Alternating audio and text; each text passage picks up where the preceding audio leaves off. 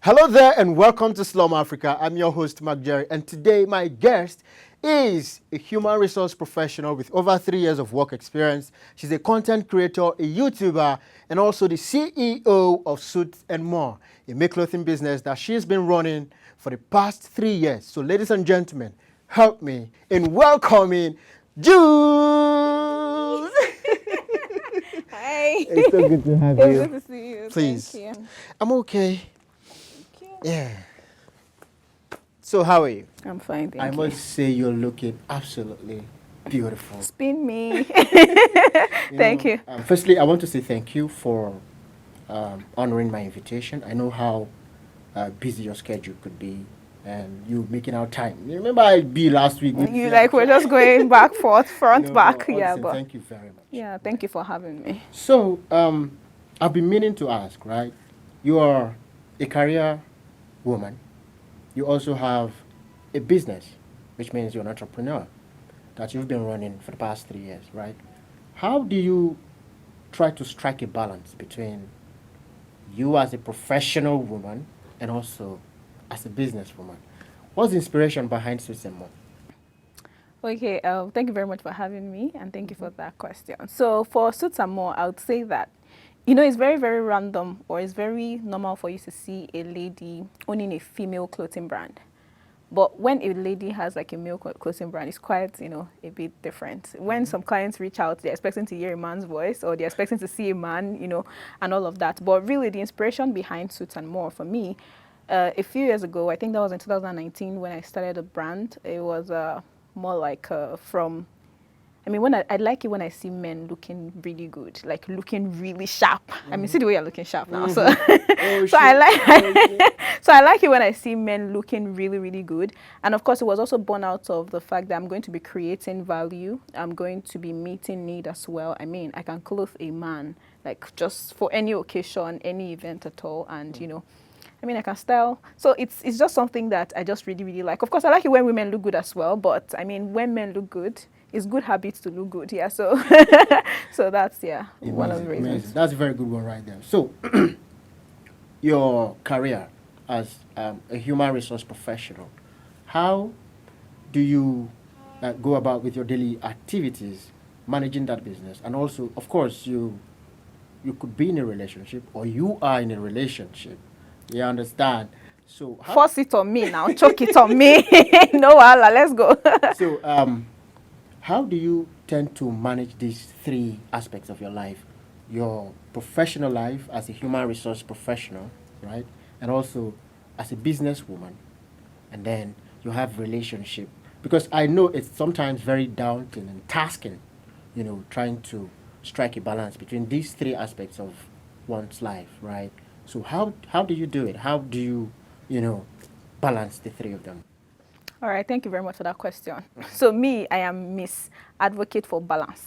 Like I love it when, you know, one thing is it's very easy for you to get so drowned in work and then you forget that there are other aspects of life. There's family, there's friends, there's relationship, you know. So I really love it when you live a balanced life. In fact, I'm one person that my friends will reach out to me and tell me that, oh, I've been struggling having like a balanced life, and I'll tell you, okay, this and this. Because at the end of the day, yeah, you're working, you're earning a salary. But at the end of the day, you're probably not even using salary to enjoy your life. And at the end of the day, it's part of the things that you're working for, yeah. So I really like it when people can strike a balance in life. And that's one thing that I've always done. I do 9 to 5, so Mondays to Fridays are out. I mean, my employer is taking that one already, yeah. So what I do is I make sure that my weekends, nobody touches my weekends. You know, nobody. So I make sure that I plan my weekends properly. In fact, sometimes I'm writing that, okay, this weekend I must achieve these 6 things. Probably I've not seen one of my friends in like 6 months. I mean, when was the last time you saw me? Do you get? So, so I mean, before now, yeah. So probably I've not seen one of my friends in like 6 months. I'm like, okay, I must see my friend today. I must go and swim today. I must go to the gym today. Like I must do all of these things. And I'm looking at it that this same 48 hours, I must achieve all of this, yeah. So that's one way that I've actually been able to balance, you know, my career, my work, and then of course my business as well. So I make sure that I spend my weekend wisely. That I think that's okay. So obviously there could be moments when, let's take for instance, you could be at work and then maybe your partner, during the week just want to spend little time with you, and being a career woman, a business owner as well, how do you respond or react to, such invitation? So your guy could possibly say, hey babe, what's up? I think we should just hang out this afternoon, right? How do you respond to that? Okay, first things first is let the singles breathe, right? Don't suffocate the singles. I'm part of them, anyhow. But one thing is, I feel like for that, it's basically you being very deliberate.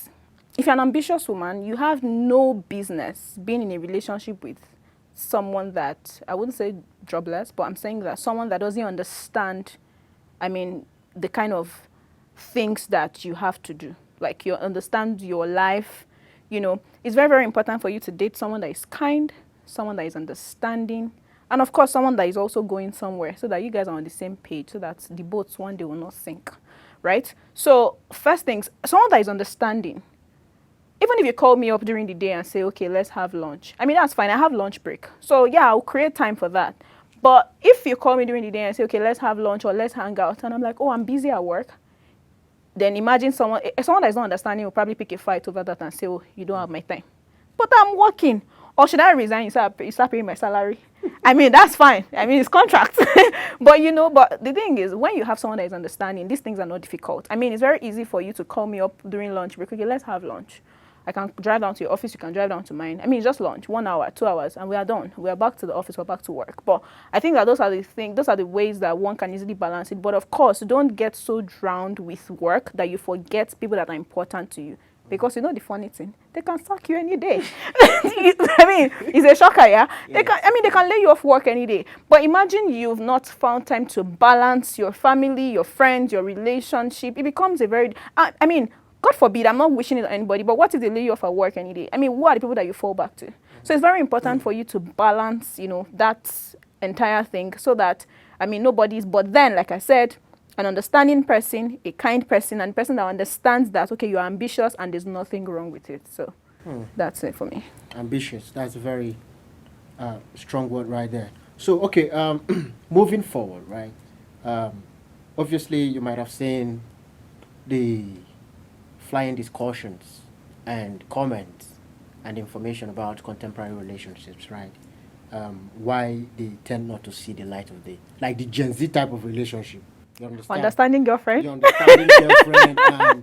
And if you agree with me that recently, when I mean recently, over the past 5 to 10 years, most relationships tend to not last, right? And when you look at it very closely, Nigerians could say, understanding girlfriend, like you said, they don't want to build with the man, right? They rather wait. Most women rather wait at the finish line and then wait for the man to, become something in the society before you then. A ready-made man. Yeah. So, what is your opinion or observation recently, regards contemporary relationships?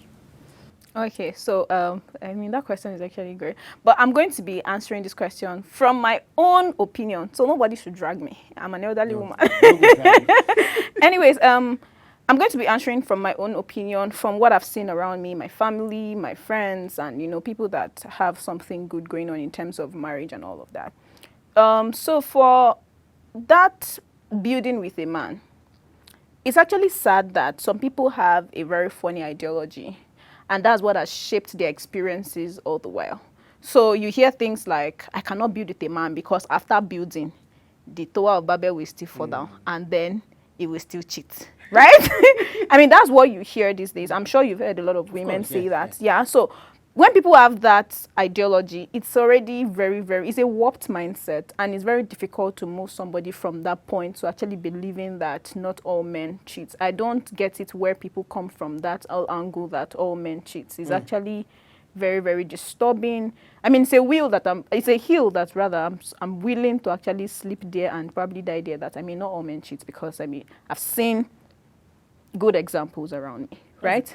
Sorry to cut you short. That's a very good one right there, because I have personally met, ladies who single-handedly told me that there is nothing way you go feed do. Like, there's nothing you can do to change that mindset. Like, all men cheat. They just believe that, literally, to them, all men cheat.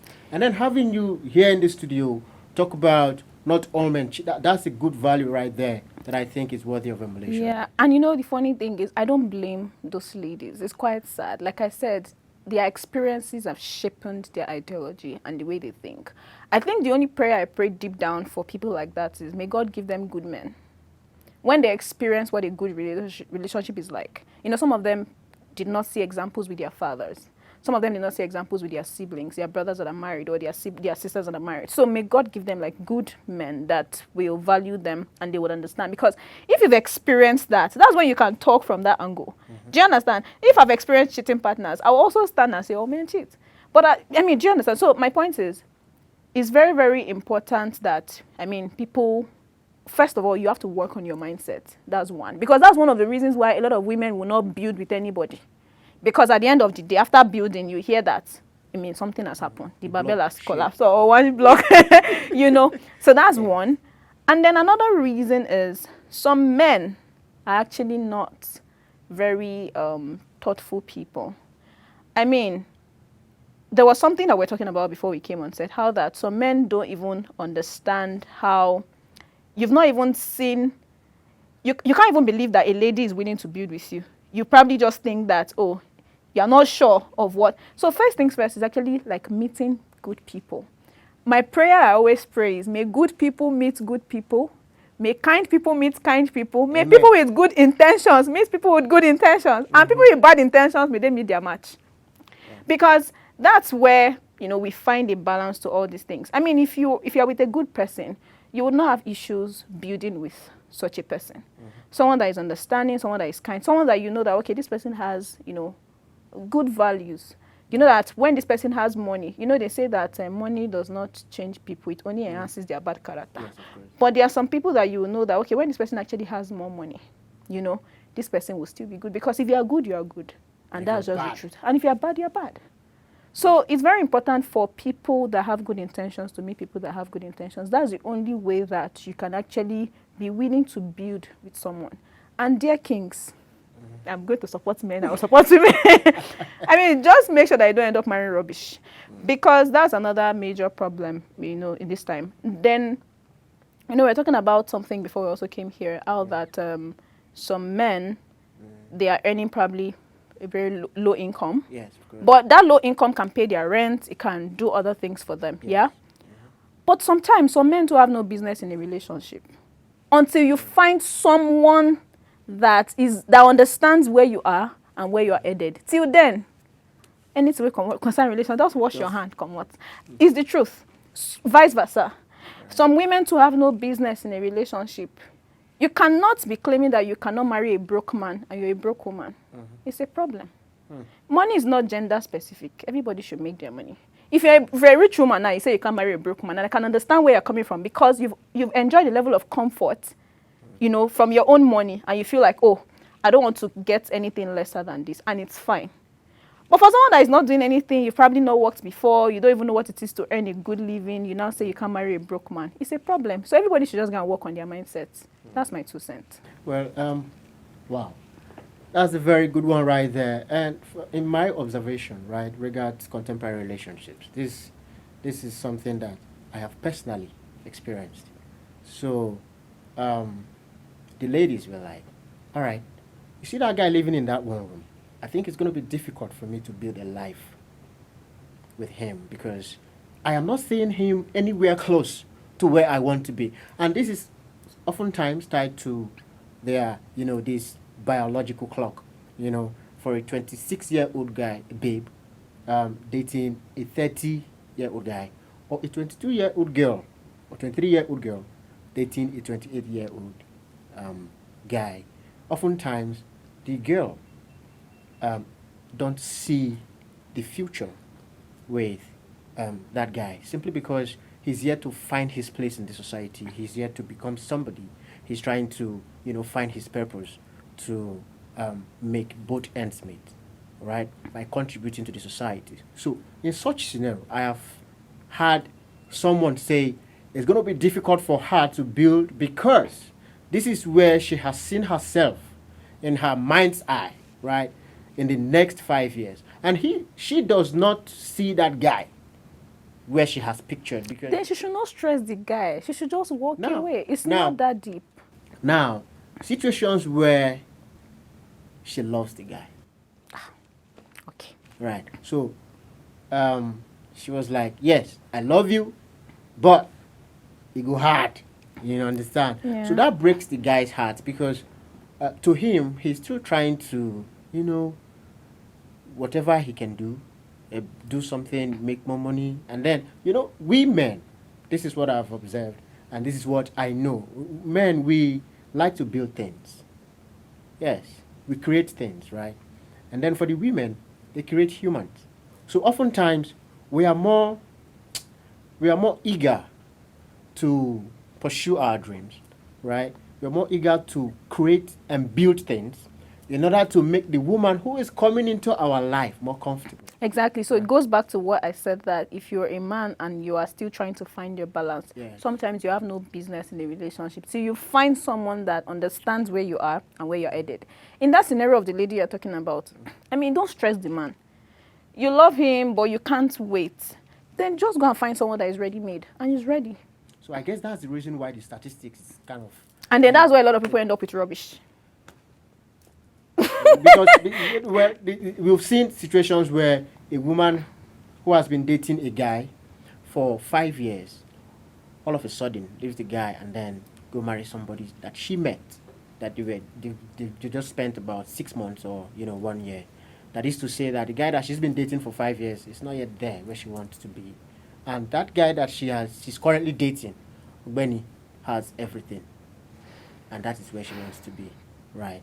It's quite sad, and that's like a reality that we're currently living in. But like I said, money is not gender specific, because if we take it back to everything, I think that everything still boils down to, making money and having a comfortable life. If you're a woman too, you can also go and make the money. If you really like the person. Like, I'm not saying you should not, don't put pressure on anybody, but I'm not saying you should not push them. Push them, but don't pressure them. And worse, and worse. But push them, but don't pressure them.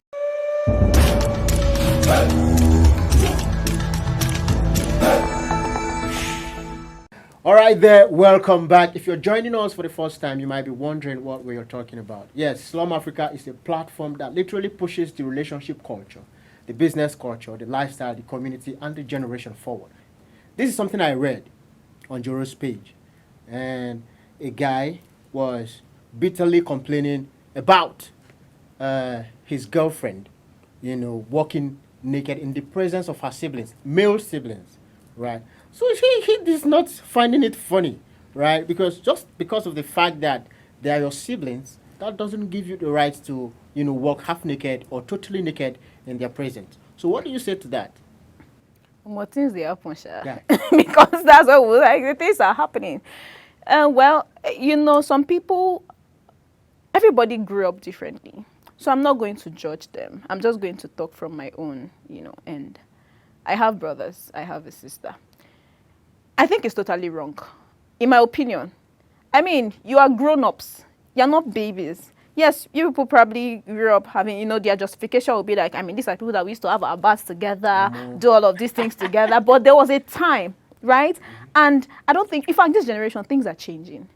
In fact, it's so bad that, not bad, but it's so like some people now in parenting, because, there are different parenting styles. And I think that's what leads to things like this. Because I don't see how a parent, if they have their parents alive, would be okay with the girl walking naked in front of her brothers. That's madness.